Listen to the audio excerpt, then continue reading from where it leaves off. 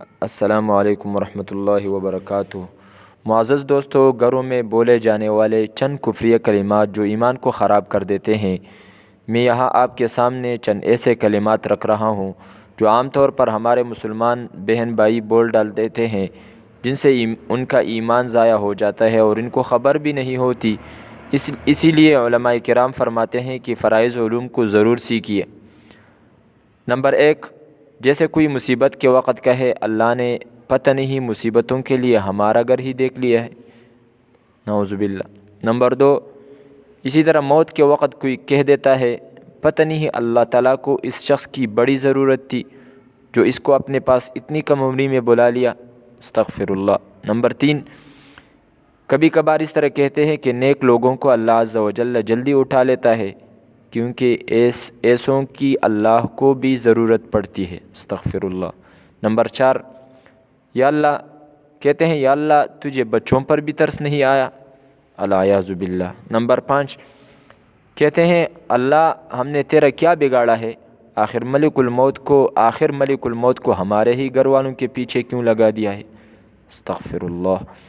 Number 6، اچھا ہے جہنم میں جائیں گے کہ فلمی اداکارائیں بھی تو وہی ہوں گی نا، مزہ آ جائے گا، استغفر اللہ۔ نمبر 7، اکثر لوگ فیس بک پر اس طرح کے لطائف لکھ ڈال دیتے ہیں، یہ بھی کفر ہے۔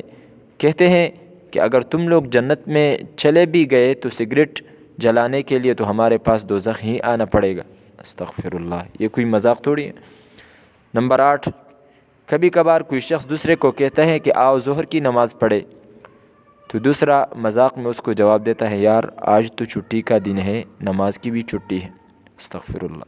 نمبر 9، کسی نے مذاق میں کہا بس جی چاہتا ہے یہودی یا عیسائی یا قادیانی بن جاؤں، کیوں بھائی؟ کہتے ہیں ویزا تو جلدی مل جاتا ہے نا۔ نمبر 10، کہتے ہیں صبح صبح دعا مانگ لیا کرو کیونکہ اس وقت اللہ تعالیٰ فارغ ہوتا ہے، استغفر اللہ۔ اللہ تعالیٰ کو کسی وقت کی ضرورت نہیں ہے، اللہ تعالیٰ ہر وقت فارغ ہے، آپ کی ہر وقت سنتا ہے، ہر ایک کی سنتا ہے۔ نمبر 11، کہتے ہیں اتنی نیکیاں نہ کرو کہ خدا کی جزا کم پڑ جائے، استغفر اللہ، اللہ کے خزانے اس میں کوئی کمی نہیں۔ نمبر 12، خدا نے تمہارے بال بڑی فرصت سے بنائے ہیں، استغفر اللہ۔ نمبر 13، زید نے کہا یار ہو سکتا ہے آج بارش ہو جائے، اس کے جواب میں بکر کہتا ہے نہیں یار اللہ تو ہمیں بھول گیا ہے، استغفر اللہ، اللہ کسی کو نہیں بھولتا۔